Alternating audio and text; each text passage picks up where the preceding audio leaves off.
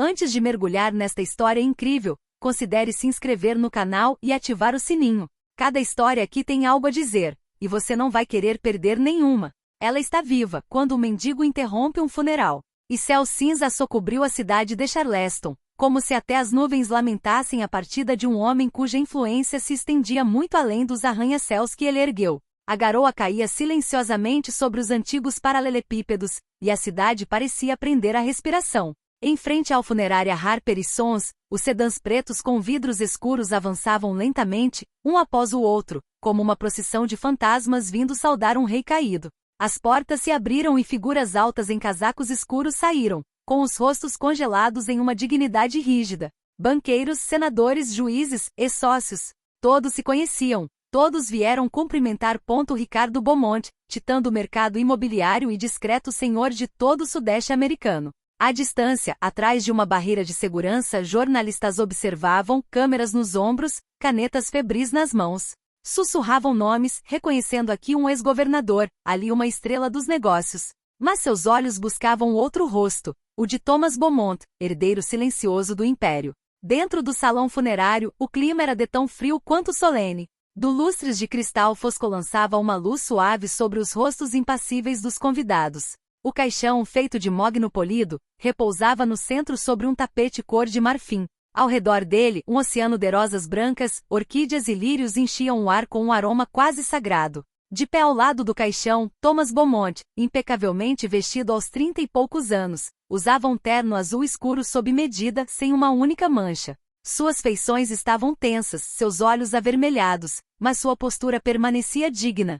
Em seu braço, Olivia Artman, sublime em seu vestido preto justo, repousava a mão delicada no quadril. Noiva de longa data de uma família tradicional da costa leste, ela personificava elegância e controle. Juntos, formavam uma imagem perfeita. A cerimônia estava chegando ao fim. O padre proferiu as últimas palavras de uma homenagem estudada. E agora devolvemos a Deus um homem de coragem e visão. Mas quando ele estava prestes a fechar seu missal, uma voz rouca e estrangeira cortou o ar como um trovão. Senhor, Senhor, ela está viva.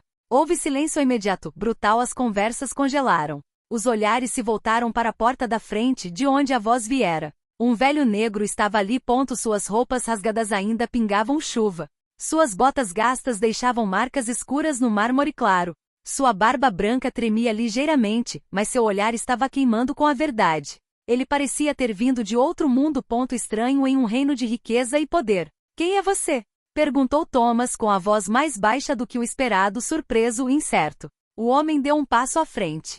Seus joelhos dobraram ligeiramente, mas sua coluna permaneceu reta, como a de um homem que viu demais para continuar se curvando. Meu nome é Walter Green. E repito, senhor, sua mãe não está morta. Ela ainda está viva. Um tremor coletivo percorreu a assembleia. Um murmúrio, a princípio discreto, ergueu-se como uma onda. A mãe dele? Eleanor? Mas ela morreu no incêndio. Foi há 25 anos.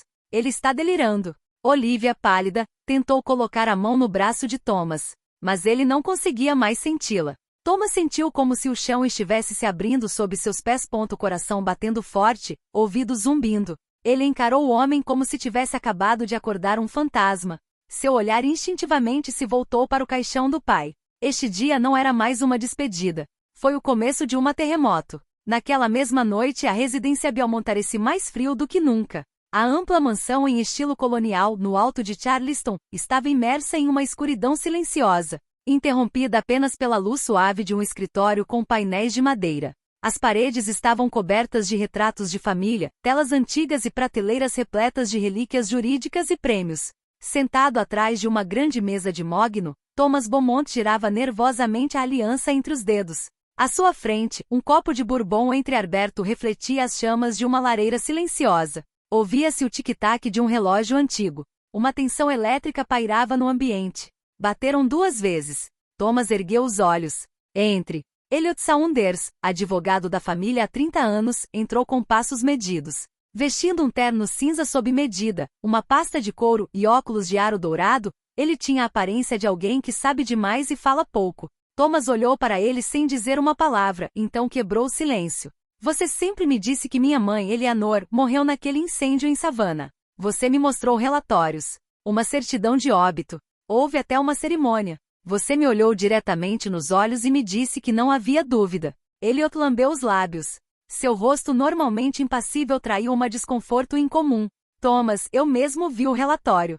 O fogo estava alastrando. O corpo encontrado na casa estava irreconhecível. O legista concluiu que era ela. Não havia nenhuma chance de sobrevivência. Mas Thomas sentou-se lentamente na cadeira, com os olhos fixos no homem que sempre considerará um tio. Algo estava errado. Um vislumbre, talvez imperceptível para os outros, brilhava nos olhos do advogado. Um brilho de culpa, ou pior, de conhecimento. Você está mentindo. Ou pelo menos não está me contando tudo. Eu vi, nos seus olhos, mais cedo, durante a cerimônia. Aquele nome e aquele rosto, não foi nenhuma surpresa para você. Elliot desviou o olhar. Uma ruga profunda se formou entre suas sobrancelhas. O que eu sei, descobri tarde demais, Thomas. E não tive coragem. A coragem de quê? Mas Elliot se levantou, pasta na mão, e concluiu num sussurro.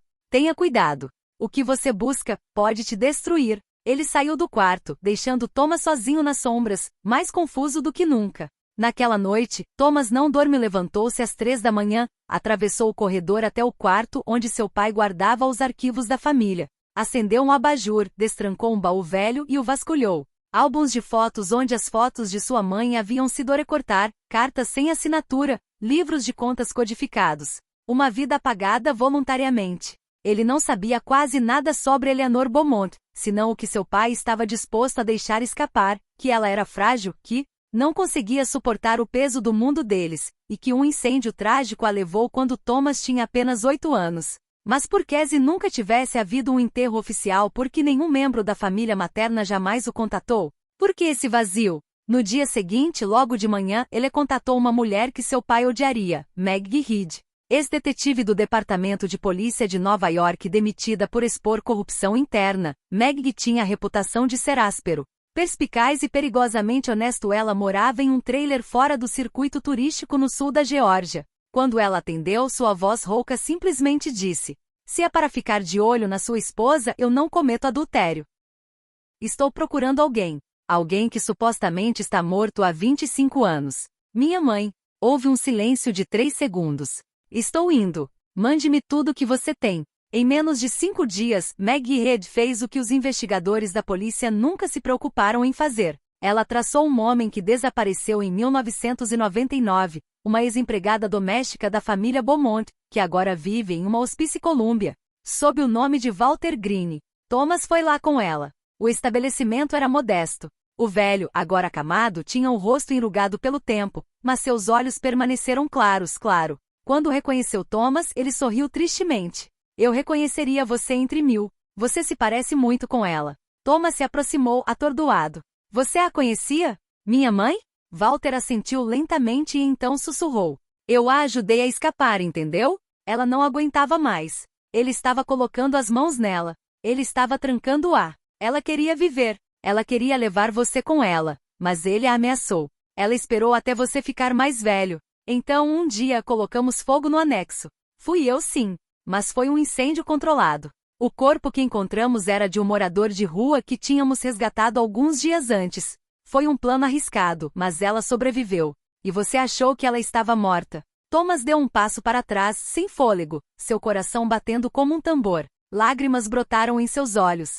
Seu pai, este monumento de honra, criou uma mentira perfeita. Walter acrescentou num sussurro. Posso te dizer onde ela está. Mas você precisa estar preparado. Ela não é mais a mulher que costumava ser. E no silêncio que se seguiu, Thomas compreendeu que toda a sua vida tinha acabado de mudar. Fica num pequeno hospital rural em Riacho Willow, ao sul da Geórgia, que Maggie Reed finalmente conseguiu colocar as mãos em uma mulher registrada sob o nome de Ellen Gray. A instituição, modesta e isolada, abrigava pacientes psiquiátricos esquecidos pelo mundo. Os corredores cheiravam a água sanitária e abandono. Maggie, acostumada a cenas mais cruéis, não conseguiu evitar diminuir o ritmo enquanto caminhava em direção ao quarto 214. Ela sabia que atrás daquela porta poderia haver o coração perdido da família Beaumont. O prontuário médico era um caderno de feridas e silêncios. Traumatismo craniano grave após queda não especificada. Amnésia parcial crônica. Delírios dissociativos recorrentes. 12 transferências de estabelecimento em 20 anos. Nenhum visitante registrado. Mas acima de tudo, uma amostra de DNA discretamente comparada à de Thomas confirmou o impensável. Ellen Gray era de fato Eleanor Beaumont. Quando Thomas entrou na sala, o mundo pareceu parar. O quarto estava vazio exceto por uma cama de metal, uma janela com véu e uma pequena mesa de plástico sobre a qual repousava um velho livro de poesia. Uma mulher com cabelos longos, quase totalmente brancos, sentou-se em silêncio, seu olhar perdido em um jardim invisível. Ela vestia um avental hospitalar enorme, e suas mãos finas e trêmulas seguravam um lenço. Quando ela virou a cabeça lentamente, seus olhos encontraram os de Thomas. Ele sentiu os joelhos fraquejarem. Seu coração disparou, dividido entre a ansiedade e a esperança. Ela piscou, lutou com a memória por um momento, então sussurrou com uma voz rouca quase quebrada. Você é Thomas, meu garotinho? O chão cedeu sob seus pés. Ele se ajoelhou ao lado dela, colocou as mãos nas dela e respondeu num sussurro. Sou eu, mãe. Estou aqui. E então eles choraram. Sem vergonha. Sem palavras. Como duas almas separadas pelo tempo, pelo medo e pelas mentiras. Ela passou a mão delicadamente pela bochecha dele, como se quisesse ter certeza de que ele era real. Seus dedos tremiam, mas seus olhos brilharam. Por um momento, ela não era mais uma paciente esquecida. Ela era uma mãe. De volta a Charleston, a revelação veio como uma bomba em um santuário. Eleanor Beaumont, que se pensava estar morta há 25 anos, estava viva. Seu retorno lançou uma sombra assustadora sobre o legado de Ricardo Beaumont, outrora considerado um homem respeitável e inatacável. Mas a verdade era mais sinistro. Enquanto Thomas vasculhava os arquivos, entrevistava parentes e confrontava aqueles que haviam vivenciado aquela época, um quadro terrível emergiu. Seu pai, por trás da máscara de filantropo, fora um homem violento, autoritário e obcecado por controle. Eleanor quisera ir embora, falara em divórcio, ameaçara denunciá-lo. Ele a trancou. Ele a espancou. Ele a aterrorizou. Quando ela tentou fugir, ele fez o que um homem poderoso sabia fazer. Ele orquestrou seu desaparecimento. Richard pagou policiais, subornou um juiz, teve uma certidão de óbito falsa e atribuiu um corpo queimado não identificado à sua esposa. Ele havia contado a história de um incêndio acidental. Todos aceitaram. Ninguém havia verificado. Exceto Walter Green.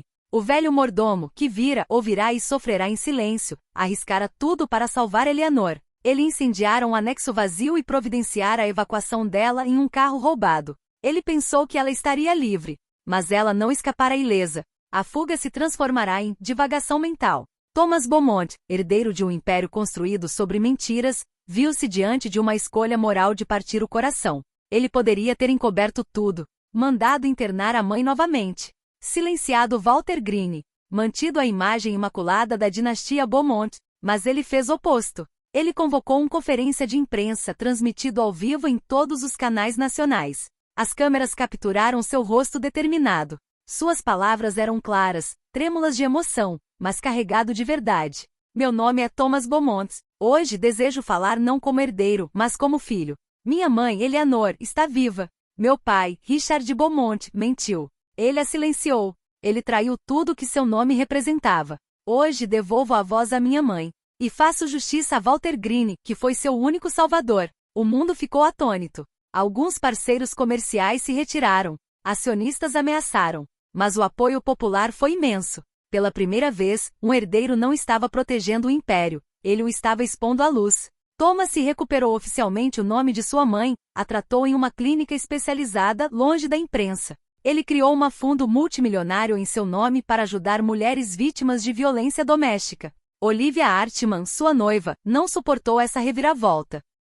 Ela o amava por seu prestígio, sua posição, sua riqueza, pela segurança que ele representava. Implorou que ele permanecesse em silêncio, que lidasse com isso como uma família, que protegesse o futuro deles. Ele respondeu-lhe friamente: se o nosso futuro depende de apagar uma mulher destruída, então não é meu. E ele a deixou, sem remorso. Um ano se passou desde a verdade quebrou o silêncio de décadas. O nome Beaumont, outrora sinônimo de grandeza silenciosa e império imobiliário, agora carregava outra conotação, a de verdade restaurada, humanidade redescoberta. Tomás e Leonor estavam agora vivendo em uma casa de madeira clara, aninhado na orla de uma floresta em Vermont. O prédio era modesto, mas banhado de luz, com um grande jardim selvagem que os dois tentavam domar. A pompa, as galas, os tapetes vermelhos e os copos de cristal eram agora apenas um detalhe equidistante, uma miragem do passado. A nova casa exalava simplicidade e paz. Na sala de estar, uma máquina de escrever velha assentou-se numa pequena mesa redonda perto da janela. Era ali que Eleanor passava as manhãs. Sua caligrafia não era mais fluente, mas cada palavra que escrevia era uma vitória sobre o silêncio, uma reconquista de sua voz. Ela intitulou seu manuscrito atual Saí Vivo. Às vezes ela parava, olhava para as árvores pela janela e sussurrava: Eu pensei que o mundo tinha me esquecido, mas você me encontrou. O próprio Thomas tinha renunciou a qualquer posição no império familiar, deixando as ações para instituições de caridade ou para a dissolução. Ele agora dirigia a Fundação Eleanor, dedicado a mulheres que fugiram de ambientes violentos e a crianças que cresceram em silêncio. Ele se reunia com essas mulheres semanalmente, ouvia suas histórias e as ajudava a recuperar seus nomes, sua força e sua dignidade. Todos os anos, em primeiro dia de primavera, Thomas e sua mãe realizaram um ritual sagrado, para depositar flores no túmulo de Walter Green. O cemitério ficava nos arredores de Columbia, à sombra de um velho carvalho retorcido. Seu túmulo era simples, sem extravagâncias, mas sempre bem conservado. A pedra, que eles haviam gravado no ano anterior, continha uma inscrição simples: Walter Green, de 1939 a 2024. O homem que tornou a liberdade possível. Naquele dia, o vento estava suave, carregado com o aroma de lilazes e terra úmida. Eleanor usava um casaco bege e uma echarpe de seda clara. Segurava um buquê de violetas, suas flores favoritas, nos dedos deformados. Eles se ajoelharam em silêncio. Ela acariciou a pedra como se acaricia a mão de um velho amigo. Sem ele você não estaria aqui, ela disse com a voz trêmula, mas cheia de gratidão. Thomas olhou para o céu entre os galhos. Sem ele eu nem saberia quem sou. Houve um momento de silêncio, mas não foi o silêncio pesado do passado. Foi um momento de paz, perdão e gratidão. O mendigo, um velho de olhos claros, certa vez ousou quebrar o curso do mundo interrompendo uma cerimônia projetada para o esquecimento. Naquele dia, ele não havia simplesmente denunciado uma mentira. Ele tinha devolvido uma mãe ao seu filho, e um nome para uma mulher apagada. Naquele dia, o mendigo interrompeu um funeral. Mas esse não foi o fim. Foi um começo.